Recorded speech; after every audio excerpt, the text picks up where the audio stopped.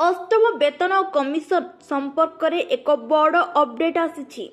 जनवरी 1, 2026 रु सारा देश में अष्टम वेतन कमिशन लागू होगाकू जाउछि।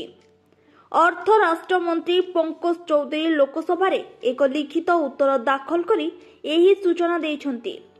वेतन कमिशन लागू हेबा मात्रे सारा देश में सरकारी कर्मचारी दरमा पेंशन एवं भत्ता वृद्धि पाइब, किंतु सप्तम वेतन आयोग तुलन में अष्टम वेतन आयोग अधीन केंद्र कर्मचारी दरमा वृद्धि आशा ठारू कम रहिबो।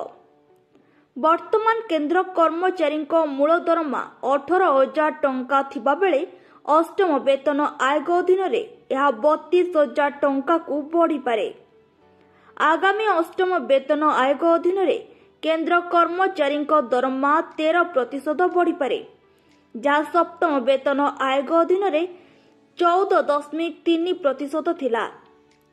अष्टम वेतन आयोग अधीन फिटमेंट फैक्टर 1.8 धार्य करा जाई पारे, जहाँकि सप्तम वेतन आयोग 2.57 थिला।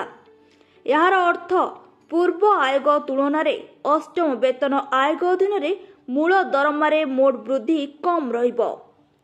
उदाहरण स्वरूप जदि जड़े कर्मचारी मूल दरमा 18,000 टंका रही एवं फिटमेंट फैक्टर 2.0, तेबे संशोधित मूल दरमा 32,400 टंका हेबो।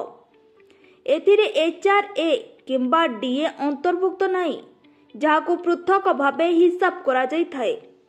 हाराहारी टेक होम पे बेले यह मोट दरमारे प्रतिफलित हुए। मंगलवार अर्थ राष्ट्र मंत्री पंकज चौधरी संसद को लिखित उत्तर में जणाइथिले जे प्रमुख अंशीदार मानक ठारू मतामत ग्रहण करा जाउछि। सरकारक द्वारा आयोग को नै विज्ञप्ति जारी हेबा परे अष्टम वेतन आयोगर अध्यक्ष एवं सदस्य मानकु नियुक्ति दियाजिबो। उक्त कर्म 2026 रे अष्टम वेतन आयोग अधीन वेतन बढ़ाजिबा कथा, किंतु प्रक्रिया रे विलंब हेबो नाही अनुमान करिसेंति विशेषज्ञ। सप्तम वेतन आयोग लागू हेबा परे कर्मचारी मूल दरमा 7,000 टंका बढ़ी 18,000 टंका होइथिला। कर्मचारी दरमा एवं पेंशन को संशोधित करिबा पई 2.57 फिटमेंट फैक्टर को लागू करा जाइछि। जदि आम भिडियोटी भल लगी लाइक शेयर सब्सक्राइब करने को जमार भी भूलिबे नहीं।